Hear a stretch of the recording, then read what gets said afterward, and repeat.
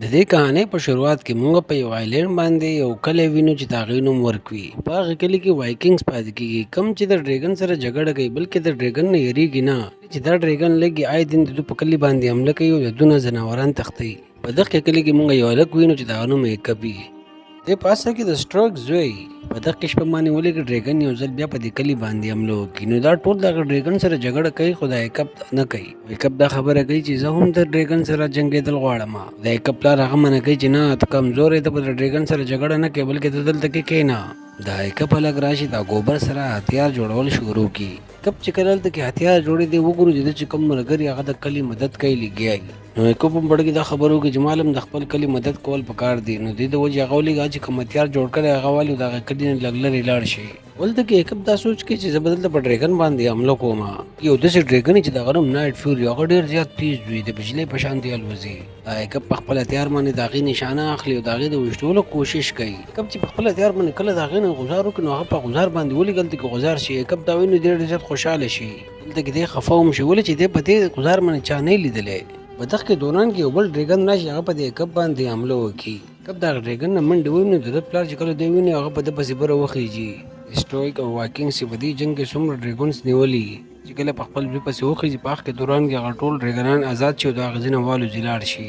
سټرایک چې کله دا ویني هغه له ډېره زیاته غوسه ورشي او هغه ایکب ته هغه ځینې ونیسي او بوځي. ایکب خپل پلار ته وایي چې ما په نایټ فیوري باندې غوځار کړی او هغه لګېدل له هغه ښکته غوځار شوی دی، دلته کې به چېرته پروت وي. د ده پلار د ده په خبرو یقین نه کوي. دی ورته وایي چې زه دروغ نه یم، زه رښتیا وایم. پلار یې ورته وایي چې نایټ فیوري نیول د هر چا د بس کار نه دی. ایکب چې کله دا خبرې واوري نو دی ډېر زیات خفه شي او دی خپل کور طرف ته روان شي. دی چې کله خپل کمرې طرف ته روان وي نو د ده چې کوم ملګري هغه د ده مذاق وړاوي په کومه باندې چې ده له ډېره زیات غوسه ورشي او خفه هم شي. سټرایک د کلي ټول خلک راووړي او هغو ته دا خبرې وکړي چې د ډریګن کوم مشر دی کوي او موږ له هغه نیول پکار دي. موږ چې کله هغه ونیسو نو دا ډریګن به بیا په موږ باندې دوباره چېرته هم حمله نه کوي. خو د ده سره هلته تلو ته څوک هم تیار نه وي ولې چې هغه ځای ډېر خطرناک وي. سټروک دا خبرو کې چې کم سړی زما سره نه ځي هغه به زما د زوی د ایکب خیال کوي. خلک چې دا واوري نو هغه ټول د ده سره د تللو تیار شي ولې چې څوک هم د ایکب خیال کول نه غواړي ولې چې دا ډېر خطرناک دي.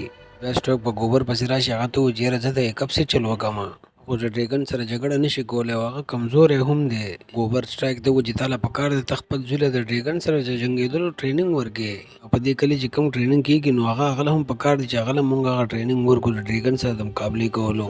چې ایکب ورځ په ورځ باندې غټېږي او داسې وخت به راشي چې به د کلي نه یوازې درته لاړ شي بیا به څه کوې. بل طرف ته ایکب ځنګل کې هغه ځای ته راشي چې په کوم ځای کې هغه ډریګن ویشتی وي. هلته کې ایکب ته یو ماته ونه ښکاره چې دی پوه شي ډریګن دلته کې چېرته کې دی. ایکب چې لږ مخکې لاړ شي ته دغه نایټ فیوري ډریګن راښکاره شي. ایکب چې کله هغه نایټ فیوري ویني نو دی په اړه کې دا خبر وکړي چې زه به دا ډریګن مړ کوم او دی خپله چوړکی راوباسي د ډریګن خوا له لاړ شي. او دی چې څنګه ډریګن مړ کوي خو دی هغه ډریګن مړ نه کړي ولې چې هغه ډریګن وزره هم ماتي او هغه تړلی شوی هم وي. بولېږي هغه ډریګن کولاو کړي چې څنګه ډریګن کولاو کړي ډریګن په ده باندې حمله وکړي خو ډریګن دی مړ نه کړي ولې چې ایکب لګېدلی د ډریګن یې هم بچ کړی. او د هغې نه بعد هغه نایټ فیوري ډریګن د هغې ځینې لاړ شي خو د ده وزره ماتې د هغې د وجې دی صحیح الوتی نه شي. ایکب دا وګوري او د کور طرف ته روان شي. ایکب چې کله کور ته راورسي نو هلته کې د ده پلار د ده انتظار کوي او هغه ده ته ووایي چې سبا نه به ته د ډریګن ټریننګ اخلې، ته به ډریګن سره جګړه کوې. نن چې ایکب سره څه وشو د هغې نه بعد ایکب د ډریګن سره جګړه کول نه غواړي. خپل پلار ته ووایي چې زه جګړه نه کوم. پلار یې ورته وایي نه ته به سبا نه د ډریګن سره مقابله کوې او هغه ټریننګ به حاصلوې کوم ټریننګ چې دلته په کلي کې موږ نور خلکو له ورکوو. په بله ورځ باندې لپټر ډپټر فیشټر او د سټیک سره ټریننګ دپاره ځان راورسوي. ډریګن چې کله چالو کړي هغه په ایکب باندې حمله وکړي او ایکب ځان نشي بچ کولی. دغه دوران کې ګوبر راشي او ایکب د هغه ډریګن نه بچ کړي. ایکب ته دا خبر وکړي چې ډریګن همیشه خپل دښمن مړ کوي ولې چې هر څه وشي هغه خپل دښمن نه پرېږدي. بله ورځ باندې ایکب بیا د هغه نایټ فیوري ډریګن خواله راشي. ډریګن په هغه ځای باندې کوم ځای چې ده پرېښودی خو هغه د الوتو کوشش کوي خو هغه الوتی نه شي. بیا ډریګن یو تصویر جوړ کړو د هغې نوم کېږي ټوتلیس. دی بیا ټریننګ دپاره راشي نو ګوبر دله یو کتاب ورکړي چې دا کتاب به ته پړاو کې چې کله هغه کتاب پړاوي هغې کې د ډریګن باره کې لیکلي خو د دې نایټ فیوري باره کې څه نه یې لیکلي ولې چې دی بل چا مخکې نه دی لیدلی. بل طرف ته د ایکب پلار سټرایک هغه د خپل ملګرو سره روان دي د هغې ډریګن قوي خوا ته روان دي. بله ورځ باندې ایکب بیا ټریننګ له راشي ډریګن بیا په ده باندې حمله وکړي خو دی بیا د ډریګن نه ځان نشي بچ کولی. وایي کب یو ځل بیا دغه نیاټ فوري ډریګن خواته راشي او د هغې لپاره یو مچۍ هم راوړي دې ځل له ډریګن ده ته په اشاره کې و چې ستا په لاس کې کم چاقو دی دا چاقو غوځار کړه. کب چې کله هغه چاقو غوځار کړي ډریګن هغه مۍ وخوري. دی چې کله هغه مۍ وخوري نیم مۍ دی واپس را غوځار کړي او کب ته وایي چې دا وخوره.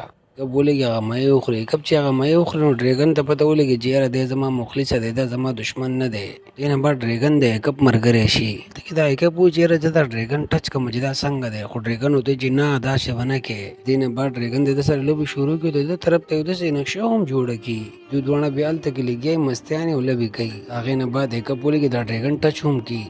کب چې واپس راشي نو ګوبر دوی ته لګیا چې ډریګن به څنګه مقابله کوئ. ګوبر ده ته وایي چې همیشه کوشش کوئ چې تاسو د ډریګن وزرې کټ کړئ.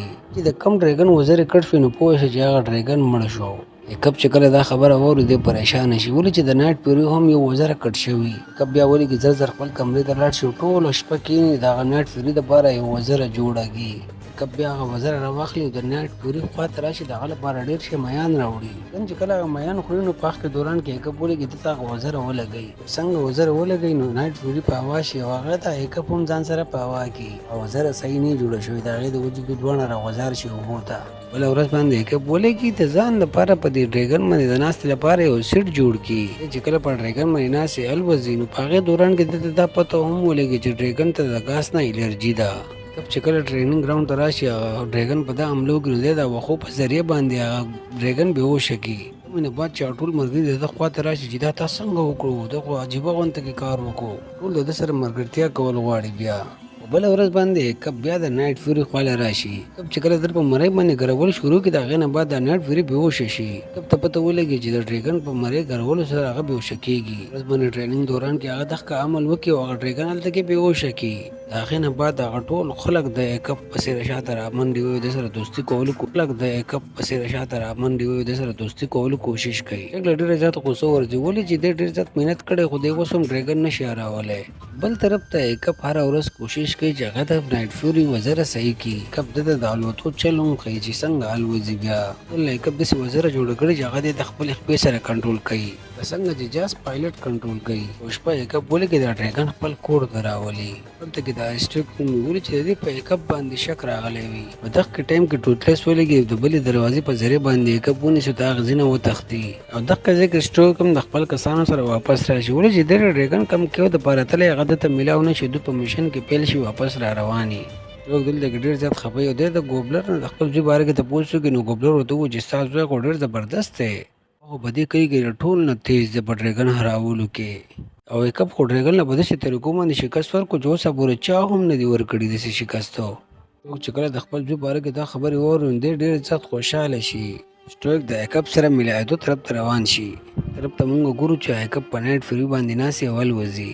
کب چې نایټ فیوري له کومه وزره جوړه کړې د هغې په ذریعه باندې د نایټ فیوري ډېر ښکلی الوځي. نایټ فیوري چې کله ښکلی الوتل شروع کړي نو دی ولګي اسمان ته په بره باندې لاړ شي. د کومې د وجې باندې کب د ده نه غوځار شي. کومې د وجې چې ډریګن او کب لاندې طرف ته را رواني. کب دلته کې ډېره زیاته بهادري وښیي او څه ناڅه په طریقه باندې هغه واپس هغه ځای ته ځان راورسوي. دې نه چې هغه نایټ فیوري کنټرول کوي. ډېر په مشکل سره هغه کنټرول کړي او دوی دواړه بیا واپس صحیح شي. دا دواړه صحیح سلامت په حفاظت باندې کته راکوشي. دغه ځای کې کب وګوري چې ډریګن واړه واړه بچي هم دلته کې راشي. نایټ فیوري مخې ته چې کوم مۍ پروت دی هغه د هغې خوراک کوشش کوي خو نایټ فیوري وله نه ورکوي. بعد کب ولګي هغه وړوکی ډریګن ته یو مۍ غوځار کړي. هغه وړوکی ډریګن چې کله مۍ وخوري د هغې نه بعد هغه راشي د کب سره اوده شي. کب چې کله دا هر څه ویني نو ده ته پته ولګي چې اوسه پورې ما ته ډریګن باره کې کومې خبرې کړلې هغه ټول دروغ دي. حقیقت کې خو ډریګن د انسانانو سره ډېره مینه کوي. کب خپل کور ته واپس راشي. دی په خپل کمره کې ناست چې د ده پلار سټویک د ده سره ملاقاتو دپاره هلته کې راشي. کب چې کله خپل پلار ویني نو هغه ولګي کاغذ